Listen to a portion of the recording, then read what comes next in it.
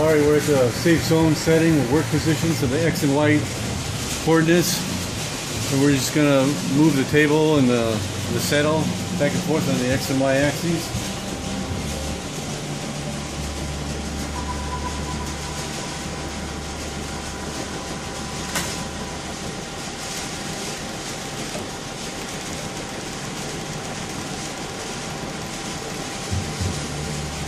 Run off of Sony box, off Windows 95.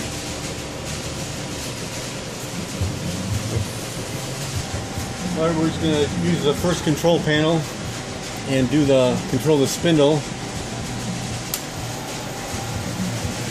That's in the forward direction.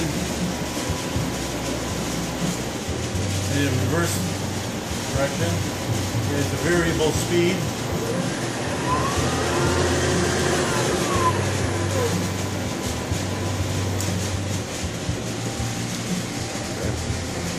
And the coolant, we can turn the coolant pump on, we can hear it run. Of course you can't see it.